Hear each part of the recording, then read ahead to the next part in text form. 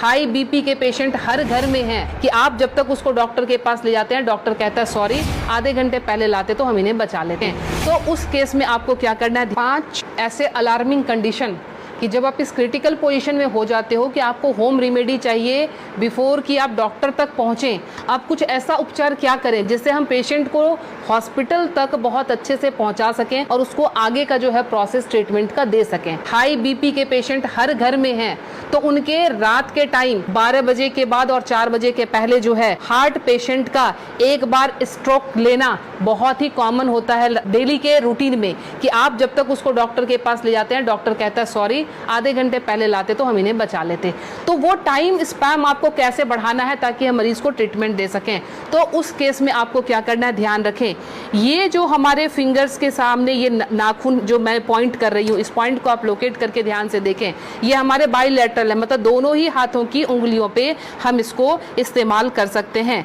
जब भी आपको लगे कि कोई पेशेंट बिल्कुल उसका जो है बीपी बहुत हाई चला गया है और आपको डॉक्टर तक जाने के पहले अगर उसको स्ट्रोक ना आ जाए, लाइफ उसकी खत्म होने से बचाने के लिए आपको सिंपली क्या करना है, आप कोई भी पिन ले लेंगे।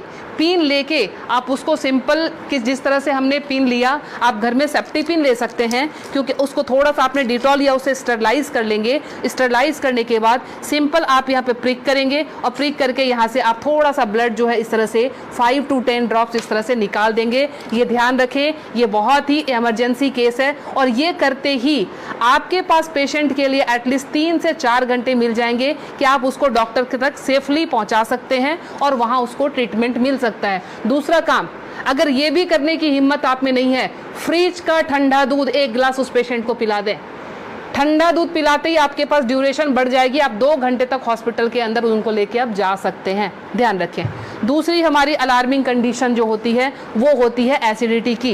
एसिडिटी समटाइम्स इतना हाई हो जाता है कि रात को सोना मुश्किल, सीने में जलन और भारीपन, उस केस में भी लगता है जैसे हमें हार्ट की प्रॉब्लम आ रही है। उसमें क्या करेंगे, उस केस में कि हमने इस पॉइंट को, एसिडिटी की केस में आपने इस पॉइंट को लेना। पॉइंट लोकेट कैसे करेंगे, तो आपने इस तरह से अपने थंब के इस वाले पॉइंट को, फर्स्ट पोर को यहाँ से मेजर कर लेंगे, खोल के यहाँ से मेजर करके आपका जहाँ ये टच हो रहा है यहाँ से आपने इसको प्रेस करना शुरू किया।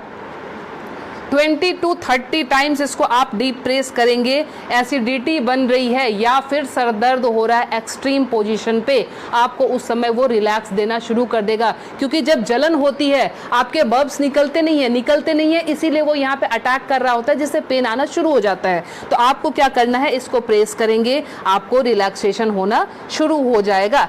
तीसरी चीज़, हमारे मोशन सिकनेस या हम ट्रैवल कर रहे हैं तो हमें वॉमिटिंग आती है या जनरल केस में भी अगर वॉमिटिंग आती है या नोजिया रहती है, वॉमिटिंग टेंडेंसी, वॉमिटिंग आ नहीं रही है बट ऐसा लगता है कि वॉमिटिंग आएगी, इस केस को हम कैसे हैंडल करेंगे।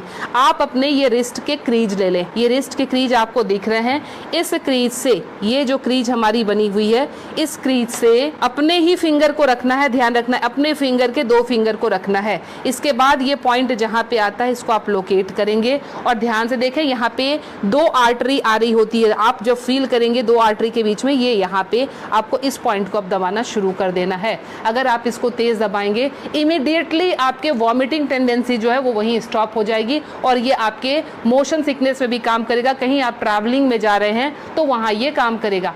अब मोशन सिकनेस को रोकने के लिए घरेलू उपाय क्या करें। पुराने ज़माने में ध्यान है आपको 10 पैसे के और 5 पैसे के सिक्के मिलते थे। वो सिक्के अगर आपके पास हैं तो सिक्के को सिर्फ मुंह में रख लेना है, कुछ नहीं करना है। वो रख के, या पान के पत्ते, ध्यान रखें मैं पान खाने की बात नहीं कर रही हूँ, उसमें गुलकंद और वो सब मिलाने की, मैं सिर्फ कह रही हूँ पान के पत्ते, वो आप चबाते हुए चले जाएंगे, आपका मोशन सिकनेस जो है वो कंट्रोल हो जाएगा।